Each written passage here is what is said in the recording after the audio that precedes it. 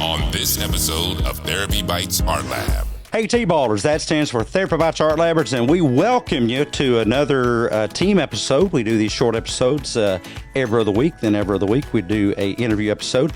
And today we're going to tackle a request we've had from several folks, and that is, how do you heal a distant relationship?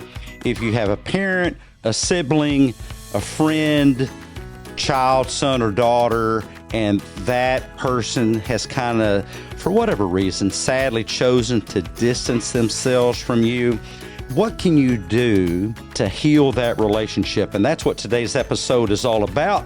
How to draw close when someone else is drawing away. And we're going to talk all about that coming up next.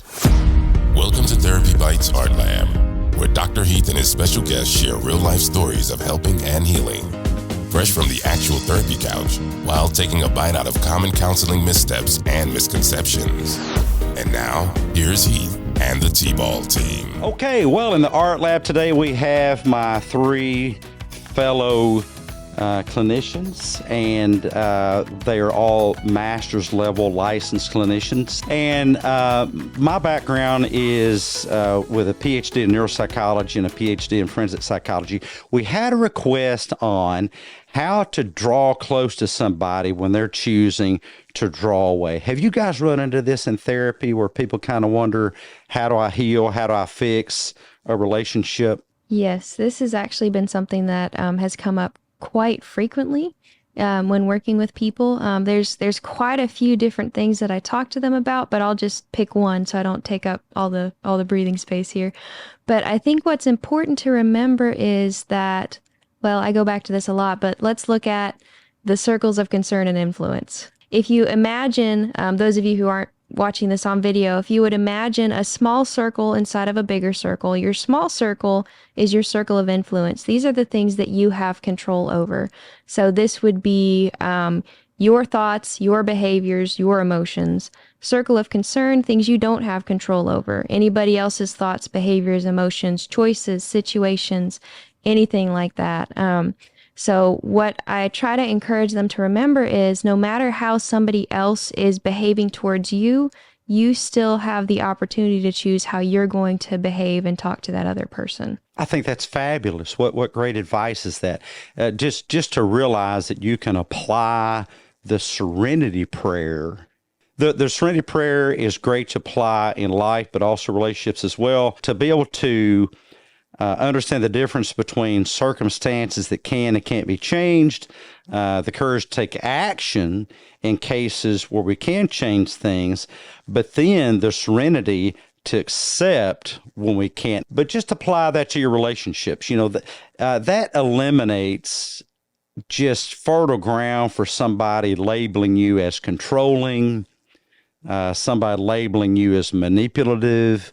To realize what you can control and what you can't. And what you can control, what are some of the things that you can control from your side of the relationship, folks? What you say, what you think. First, what you think. Yes, what you think does dictate what you say. Words only come from one place, and that's not your mouth first, but your brain. Words come from your brain to your mouth, and that's the control you have over those, what you say. That's great. What else? Your behavior, the things that you do. Mm-hmm. Yes, that's another thing controlled by thoughts.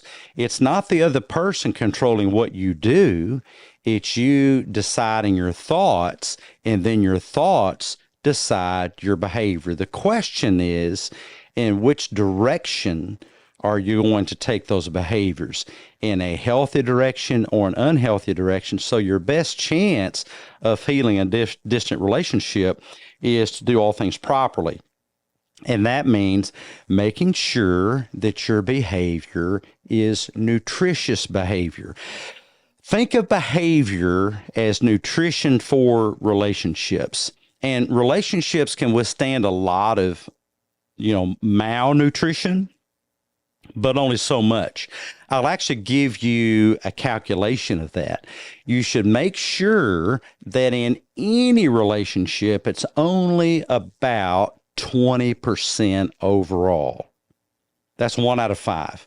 1 out of 5 interactions, if you're going to allow yourself any unhealthy behavior at all, you're making a mistake if it's more than 1 out of 5. However, and this is a big however, if it is a distant relationship, that number is going to have to be pretty close to, if not 0.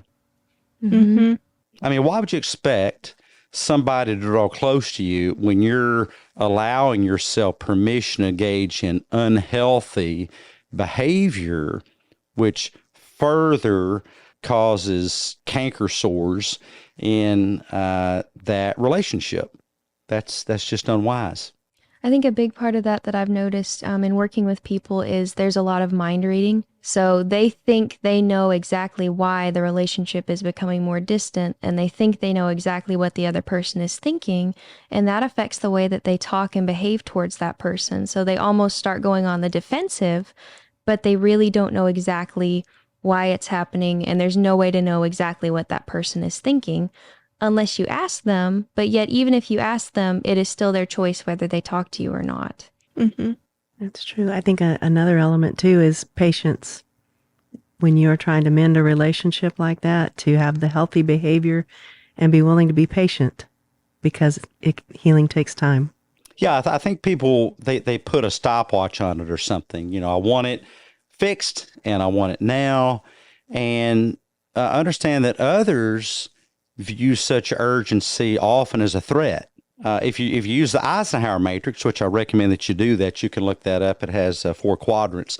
And putting a relationship in quadrant 1, which I call firefighting, you know, it's both urgent and important, often results in the other person viewing what's going on as a threat to them. I would put it in quadrant 2, which is not urgent, but it's important. Now, why is that important? It's important because it's got to be like running a race with somebody when you might prefer to run faster than them. You'll just outrun them and leave them behind. Slow your roll, slow your pace, and run at their speed, not your own. The timetable is theirs to set, not yours to set. I think another big thing is, especially if words have been said or behaviors have been behaved that aren't healthy, a big thing can be forgiveness on your part, because forgiving them doesn't mean you're excusing if there has been like unhealthy behaviors on either side. Forgiving them doesn't mean that you're excusing their behavior, and they're the ones that are in charge of their behavior. You can't control what they're doing. You can only control your thoughts and what you do. But through forgiving them, you're opening that door to where you aren't harboring any ill will or grievances or bad thoughts or unhealthy thoughts towards them. It's kind of like you're cleaning the slate to where you're not having those like bitterness or ill will towards them. Instead, you can maybe start with almost like a clean slate for building that relationship back up through forgiving them. The Therapy Bites podcast is HIPAA compliant.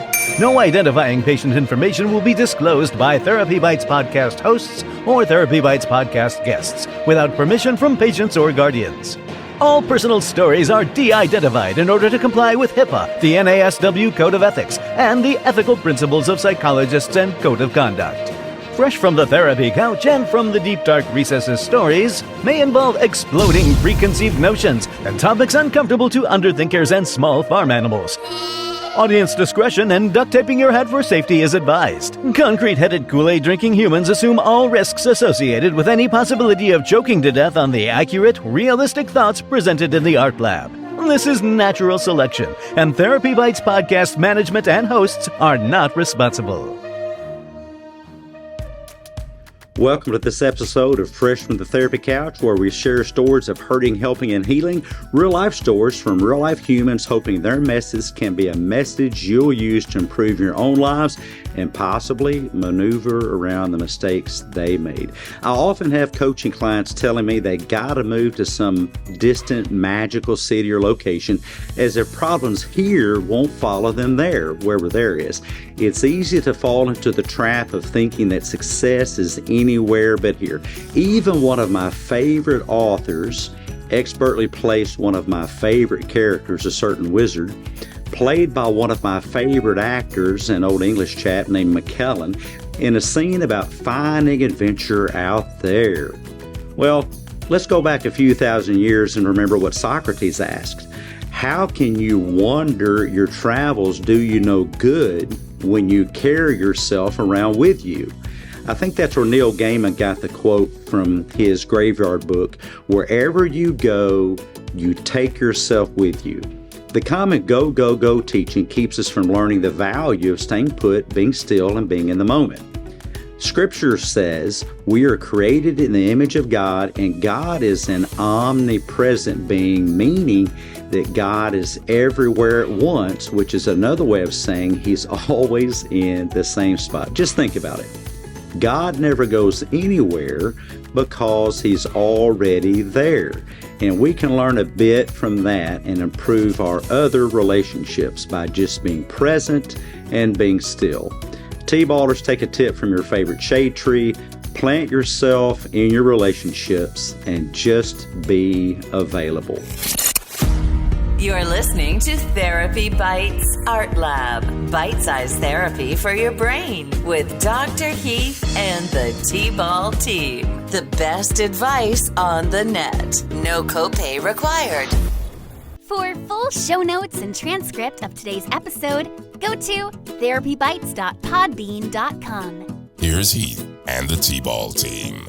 And you know, Heather, I think that's so important because understand, everybody, what you're doing if you have ill will and bitterness should indicate to you that you're viewing them or their behavior as a threat to you. It's going to be really hard to draw close to somebody if you're telling yourself, or at least draw close to them effectively in a healthy way, if you're telling yourself that they're a threat to you.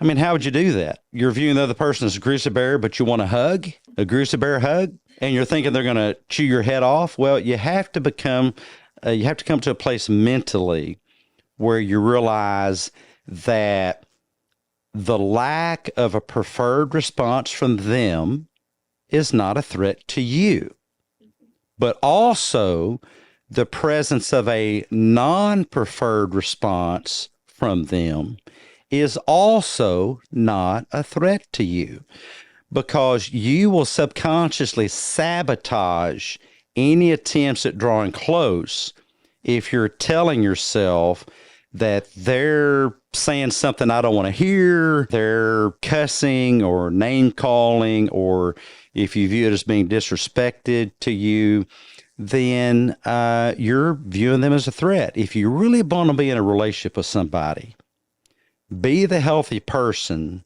and be willing to radically accept, unless the behavior is illegal, dangerous to you, physically, which would make it illegal, or immoral, then why can't they engage life in the way that they choose to engage life? By the way, for you Christians out there, that's how God engages us. God engages us not from where He is. God engages us from where we are. He starts where we are, and He works to bring us forward little by little by little. By the way, if you want to know one of the main purposes to humanity of the Old Testament is a story of God doing just that.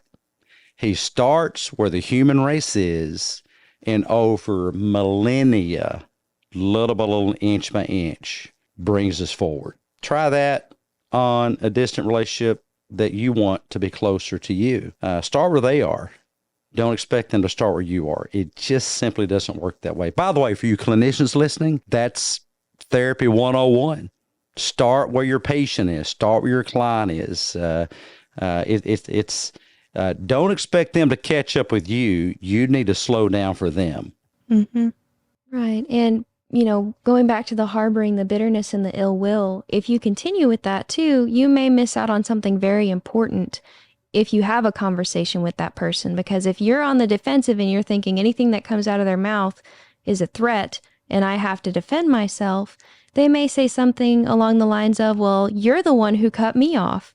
Now, if I'm on the defensive and I'm decide to just be like, well, no, that was you that did that to me, we could end up in just like an argument and not get anywhere. But if instead I take a step back and think, oh, that's what they're thinking. They're thinking that I've been the one drawing away from them. I need more clarification. You could ask them, well, what kind of things have led you to think about that? You could get more in depth, and it may just be a huge misunderstanding. You never know. But if you are kind of in that fight or flight right off the bat, you're not going to be saving that space. We like to talk about space and grace. You're not going to have that space and grace to actually hear what that person is saying. And you could miss out on a wonderful opportunity for reconciliation, or at least a step in the right direction. Well, that brings up a good point about perception too, because while you're thinking, and possibly we talked a little bit earlier about mind reading, that you're mind reading their situation and what they're doing wrong and what they're drawing away, they could be doing the exact same thing to you and you not realize it. But until that communication comes together and you're willing to sit there and not just hear what they're saying, but active listen to what they say, then that misunderstanding may not be able to be resolved. Yeah, human communication, contrary to what you might see in social media and what you might hear in social media. And by the way, it's just terrible on Reddit. I've never seen so much psychologically inaccurate information, just misinformation than on Reddit. And if you try to bring accurate information, oh my goodness, you would think that you called someone's mother a nasty name or something, because they don't want accurate information. They just want to sit around and demonize people, which is something that you need to be careful that you do in your mind about the person you're trying to grow close to. You can create a disgust response toward anybody or anything by how you decide to think of that person or situations with them. And so decide what to think about them.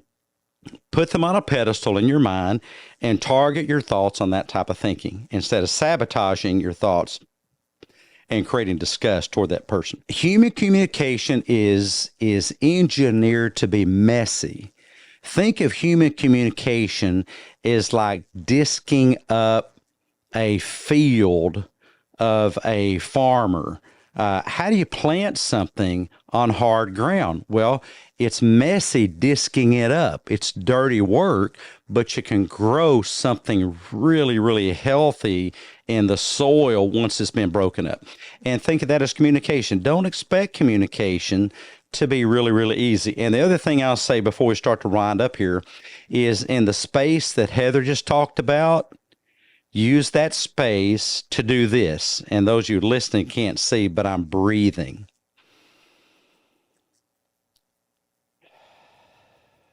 Now, I'm being very demonstrative with it, but focus on your breathing. When you're having a difficult interaction, it just works better if you breathe, because breathing funnels oxygen to the brain, and oxygenated brains do better in difficult relationship situations than brains that are deoxygenated, brains that are starving from oxygen. It's called hypoxia, too low of oxygen. And breathe. Be very intentional. And by the way, I know it's not a very attractive term, but pot belly breathing. Imagine your belly as a pot. Look, we're not talking about being on the cover of Vogue or Glamour magazine here. We're talking about healing a relationship. So turn your belly into a pot, let it expand fully, and you can add oxygen to the relationship the same way that you're adding healing oxygen to your brain and vice versa. Thank you guys for joining us today. Share this out to somebody struggling in their relationship. If you have questions, we love to hear from our listeners and our viewers. Pop it in the chat. You can also send us a postcard. We put up that address on our Tuesday and Thursday evening Question and Question podcast, that live stream at 7 p.m. U.S. Chicago time, that's Central Standard Time. Or you can just send us an email to therapybites@yahoo.com. therapybites@yahoo.com. That is therapybites@yahoo.com. Join us next time. Have a great week. Take care of those relationships. Bye. Thanks so much for being with us today. If we brought value to your day, show us some love by leaving your positive feedback and inviting some friends to listen in. And join the T-Ball team.